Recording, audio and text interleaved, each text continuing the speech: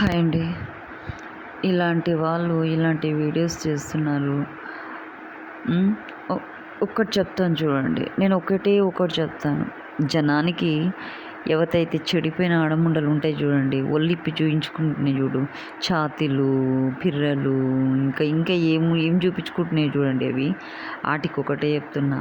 మీరు చూపించే వల్ల మీరు చూపించే మీ సోకులు మంచి చిన్న చిన్న పిల్లల జీవితాలు 3 ఏండ్లు 5 ఏండ్లు అవి బయటికి వస్తలేవు కేసులు. తల్లిదండ్రులు చెప్పుకుంటే ఇజ్జత్ పోతుందని పిల్లలకు ట్రీట్మెంట్ ఇప్పించి రాత్రులు ఏడుస్తున్నారు. వాళ్ళ ఉసురు మీకు తగ్గుతుంది.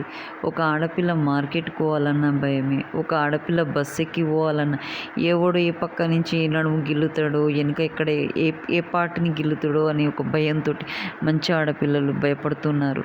బస్సులో ఎక్కాలన్నా, ఆటోలో ఎక్కినప్పుడు ఏదైనా సున్సాన్ ఏరియా వచ్చినప్పుడు వాడు చూసే చూపులకి వీడు ఎక్కడ పాడు చేస్తాడో అని ఆడపిల్ల ఆ భయం ఉంది చూడండి.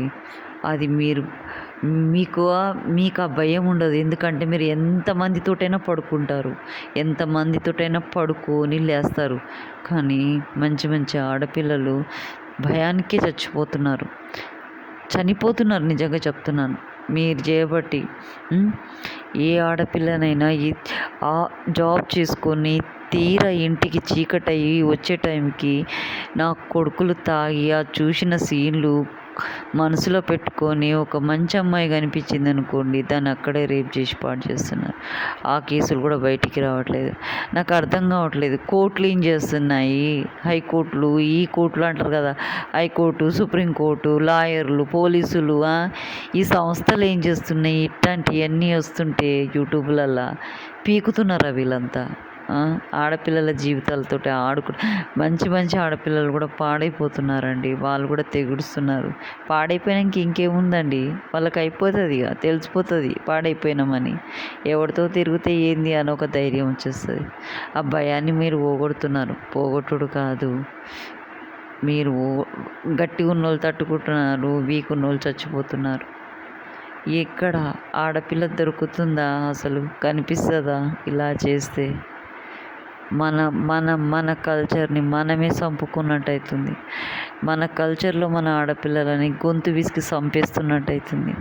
తల్లిదండ్రులు పొద్దున్న లేస్తే నైట్ ఆడపిల్ల ఇంటికి వచ్చే వరకు బిక్కు అనుకుంటూ బతుకుతున్నారు.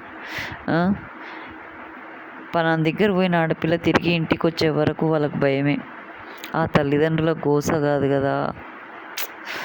మీరు ఏం చేద్దాం అనుకుంటున్నారు సార్?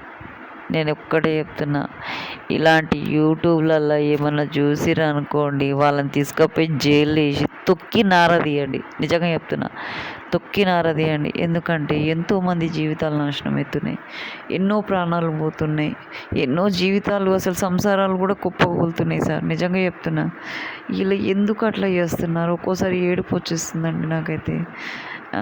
ఆడపిల్లలు బ్రతకడం అంటే కష్టమేనండి. తల్లిదండ్రులు సిన్సియర్గా బతికి ఆడపిల్లల్ని కనాలన్నా కూడా బిక్కు అనుకుంటూనే బ్రతుకుతున్నారండి.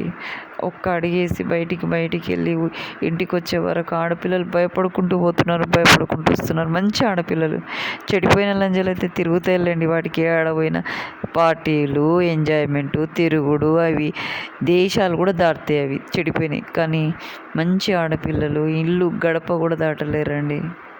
ఇలాంటి మనుషులుంటే ఎట్లా బ్రతుకుతారండి ఆడపిల్లలు? మంచి ఆడపిల్లల్ని బ్రతకనియరు కూడా. సెన్సిటివ్ ఉన్న అమ్మాయిలు మాత్రం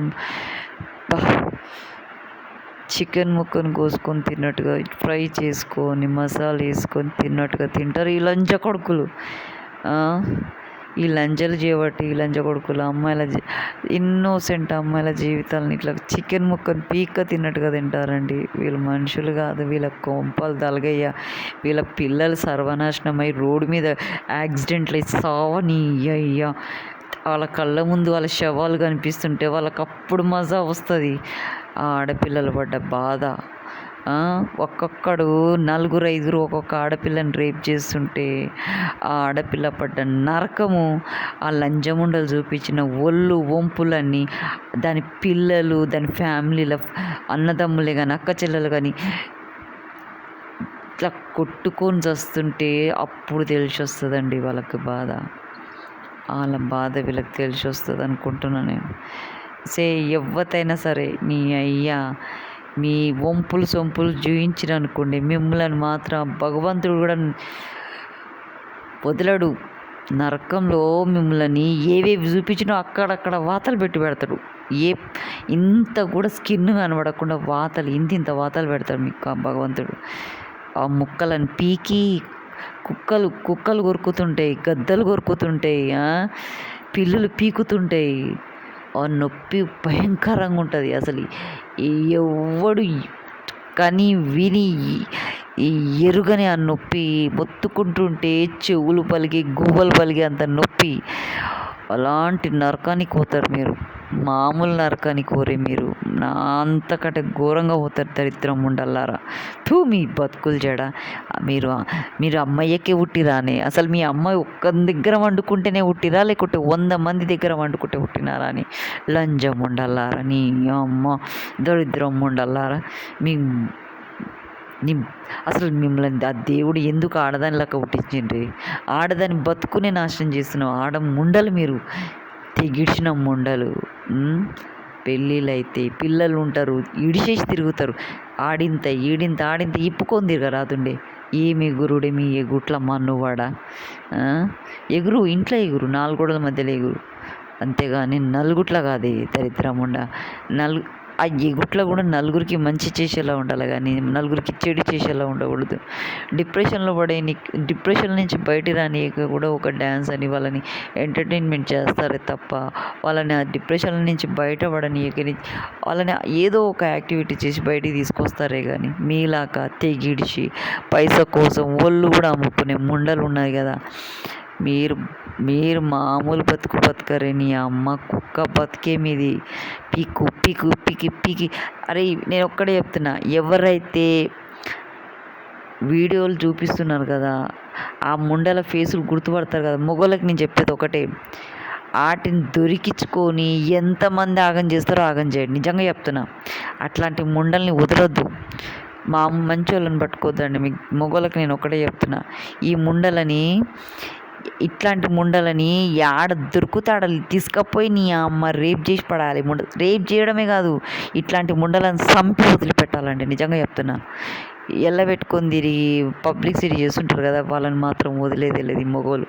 నిజంగా మంచోళ్ళు అయితే ఈ లంజలని వదిలేదే లేదు. చంపి నార తీసి నీ కోసి పడాలి, ముక్కలు చేసినట్టు చేసి పడాలి. దేవుడు అనేవాడు ఒక్కడు ఉన్నాడండి, వాడు చూస్తున్నాడు. భయపడండి, మీరు భయపడండి.